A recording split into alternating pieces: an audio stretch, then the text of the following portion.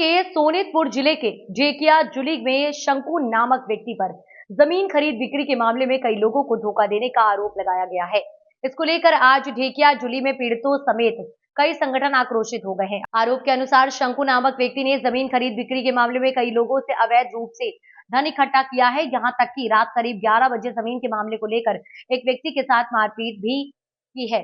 मारपीट का आरोप लगा है शंकु पर। इसी कारण आज पीड़िता समेत कई संगठनों के नेताओं ने जेकिया जुली थाने में पहुंचकर शंकु के खिलाफ कड़ी कार्यवाही की मांग की है।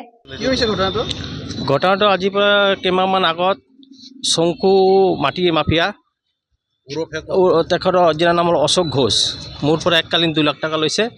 লোৱাৰ পিছত ক'লে যে কেইদিনমানৰ পিছত ঘূৰাই দিম। মোৰ বন্ধু হিচাপত মই তাক দিছোঁ। তাৰপিছত যেতিয়া একদম পাৰ হৈ গ'ল মই খুজিলোঁ। তাৰপিছত সিহঁতে ক'লে আজি দিম কালি দিম কৈ বহুত দিন লগাই দিলে টাইম। তাৰপিছত মই বাধ্য হৈ পেলাই ই মোক চেক দিছিলে 1 লাখ 2 লাখ টকা। এই চেক দুটা আমি ষ্টেট বেংকৰ মাৰফতে বাউন্স কৰিছোঁ। চেক বাউন্স হৈছে? হয়, চেক বাউন্স হৈছে। এজাহাৰ দাখিল কৰিছে নেকি? অঁ কৰিছোঁ।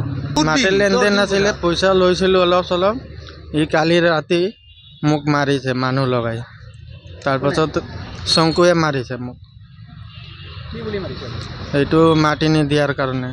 আপুনি কি তাৰ পৰা মাটি বিক্ৰী কৰিছিলে? অঁ কৰিছিলোঁ। জবৰদস্ত ল'ব বিচাৰিছে? জোৰ জবৰদস্তি ল'ব খুজিছে। কেইজন আছিলে মাৰিছে? 15 জনমান আছিলে। এজাহাৰ দাখিল কৰিছে? অঁ চাওক, ঢেকিয়াজুলিৰ এজন মানুহ আছে, নাম অশোক ঘোষ, কিন্তু তাৰ দালালী নাম শংকু। অশোক ঘোষ বুলি ক'লে চিনি নাপাওঁ, তেওঁ কিন্তু মাটিৰ দালালীৰ নামটো শংকু। বিভিন্ন ধৰণৰ মানুহ মাটি দেখাইছে, বিভিন্ন ধৰণৰ মানুহ মাটি দেখাই পইচা লৈছে। এখোজা মানুহ কষ্ট কৰি মাটি এখোজা ল'ব খোজে, অলপ পইচা জমাই। তেওঁ মালিকৰ মাটি দেখাব, বেলেগৰ মাটি দেখাই বাইনা ল'ব 2-3 লাখ লৈ বাইনা লৈ মানুহটোক মাটিও নাই পইচাও নাই। আৰু শংকু এজন দুজনক কৰা নাই, তেওঁক কৰিছে 2 লাখ টকা চেক বুক, এওঁক কৰিছে এনে বিভিন্ন ধৰণৰ 30-40টা। খালি ৰাতিপুৱা ফোন উঠিলেও খালি শংকুই মোৰ মাটিৰ পইচা খালে, শংকুই মাটি সোধে। শংকুৰ নিচিনা এটা মাটিৰ দালাল মাফিয়া কাৰ নেতৃত্বত চলি আছে, কাৰ আশীৰ্বাদ আছে শংকুৰ মাফি মাফিয়াটো? কিছুদিন আগতে চাউল চোৰত জেল খাই আছিল।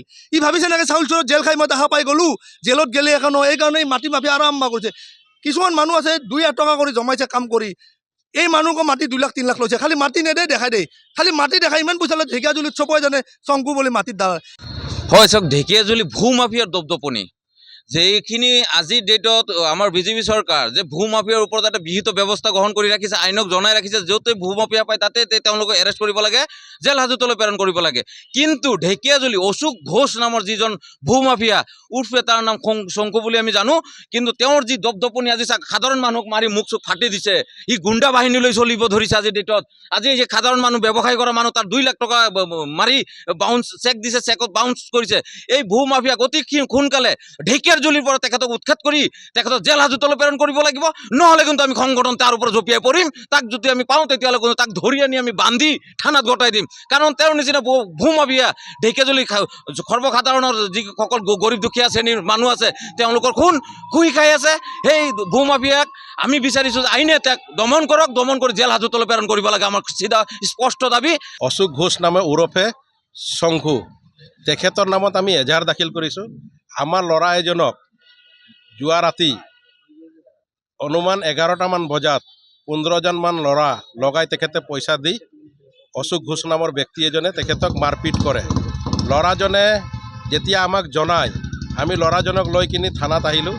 থানাত অহাৰ পিছত আজি চাইছোঁ আমাৰ চাহ জনজাতি আদিবাসী লোকক ইমান ঢেকিয়াজুলিত ইমান অঞ্চলত মাটিৰ যিখিনি মাফিয়া আছে চেলেপ আমাৰ জাতি মানুহকে ঠকাব লৈছে। এই চৰকাৰে ব্যৱস্থা লৈছে ঢেকিয়াজুলি বৰচলা যিখিনি অঞ্চল আছে আমাৰ মানুহৰ ওপৰত অত্যাচাৰ চলি আছে।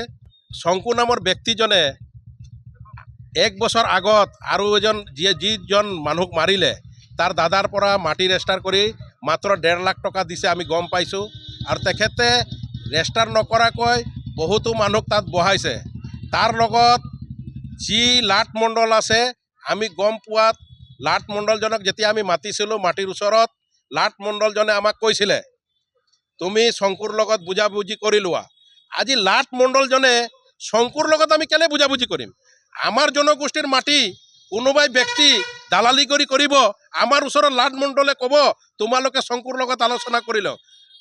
লাট মণ্ডলজনক শংকুৱে কিমান টকা দি ৰাখিছে লাট মণ্ডলজনে ক'ব বাধ্য হৈ গ'ল যে তোমালোকে লাট মণ্ডলৰ লগত আলোচনা কৰক আমাৰ মানুহ আজিৰ ডেটত যিখিনি মাটি আছে চিলিপ আমাৰ আদিবাসী চাহ জনজাতিৰ মাটিকেহে লুটিব দালাল কৰিব পাৰিছে নেকি